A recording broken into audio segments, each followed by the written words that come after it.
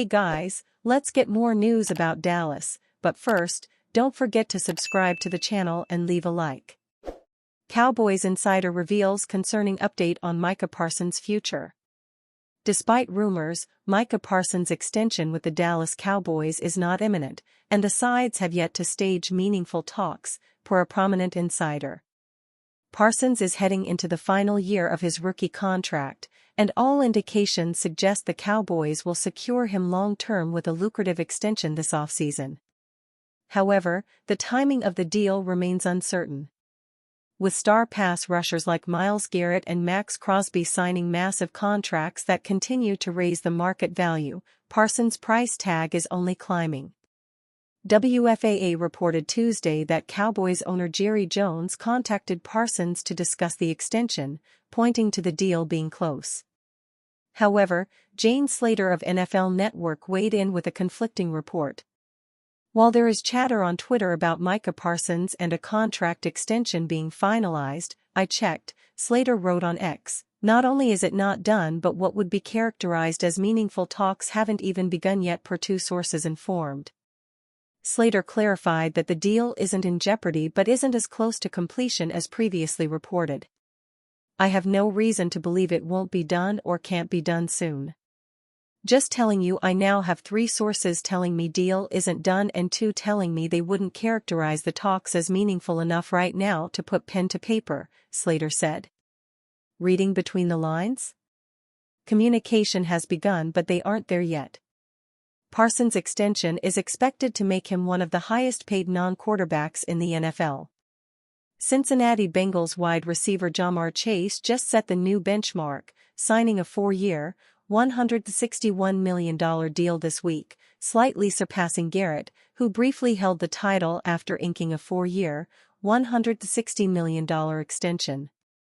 However, holding that distinction is not the most essential thing to Parsons. It would be nice to be surrounded by good players, Parsons said in December. Players that will help me win championships, I'll say that. To me, having $40 million and being chipped every play and slid into 3, 4 people, that doesn't sound too fun to me.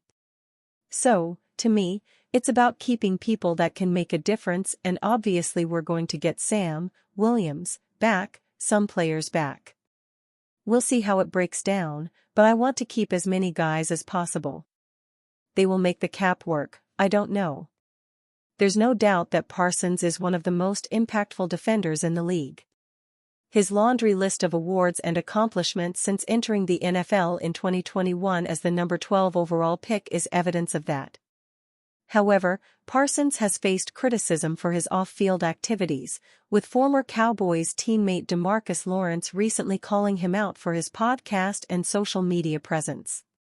Lawrence explained recently that he left Dallas for the Seattle Seahawks in free agency because he didn't believe he could win a Super Bowl there. Parsons clapped back on social media, calling Lawrence an envious clown. Not one to back down, Lawrence fired back with a shot of his own. Calling me a clown won't change the fact that I told the truth, Lawrence said. Maybe if you spent less time tweeting and more time winning, I wouldn't have left.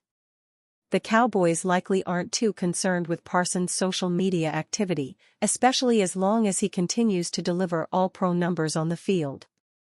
NFL free agent WR declined Dak Prescott's recruitment to sign with Cowboys. While NFL free agency is not even, technically, a week old, fact is, the market is all but dried up.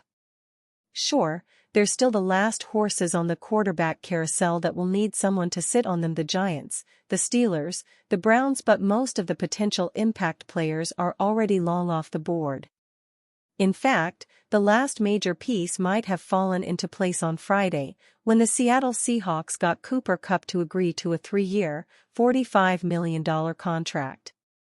In the end, though Kupp had about a half-dozen suitors, it was going to be difficult for anyone to beat out the draw of playing near home for Kupp. Kupp is from Yakima, Washington. Kupp won the receiving Triple Crown in 2021, leading the NFL with 145 catches, 1,947 yards and 16 touchdowns. he's struggled with injuries since, with just 32 games played in the last 3 years.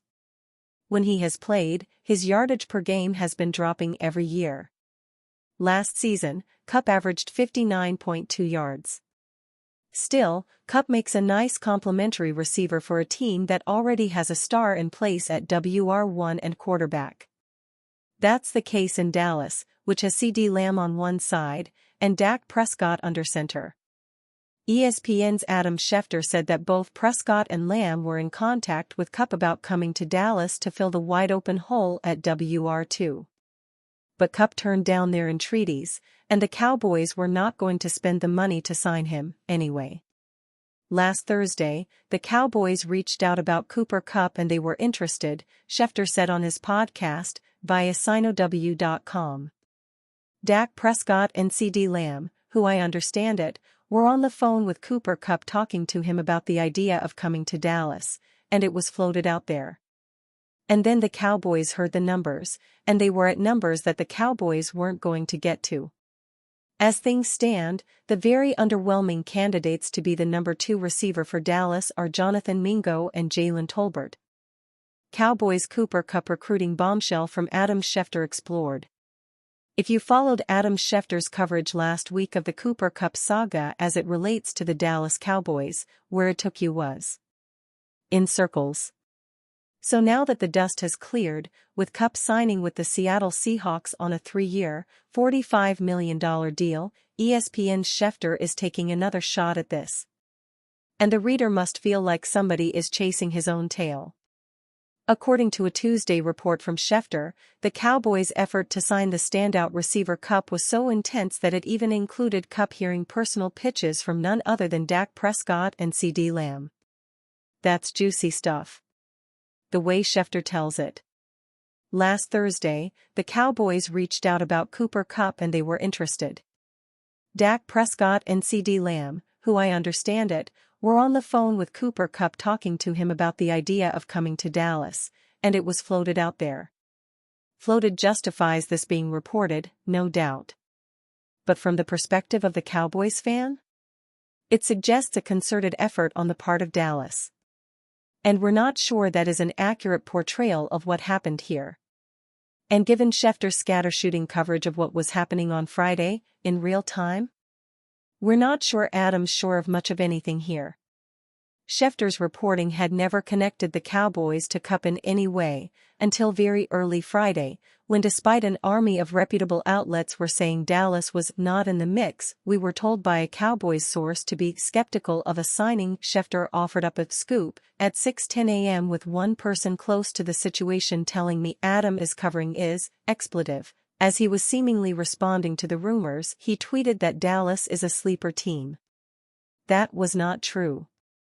For minutes later, at 6:14, now scrambling, he went the other direction, reporting that Dallas is not considered the Kupp landing spot. Though he insisted the Cowboys made a push and of course, eventually, he, and rest of the national media, broke the story of Kupp to Seattle. So, Schefter went from 0 foot on Kupp to Cowboys to sleeper to push to nah, and then, with a few days to clean it all up, comes up with the Dak Lamb Kupp angle.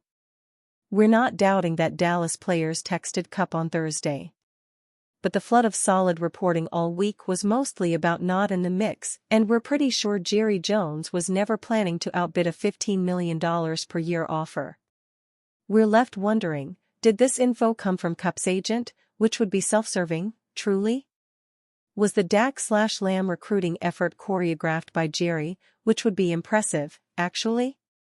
Is it at least in part about somebody's PR spin, which would be typical, undoubtedly? The Cowboys need another playmaker on this offense.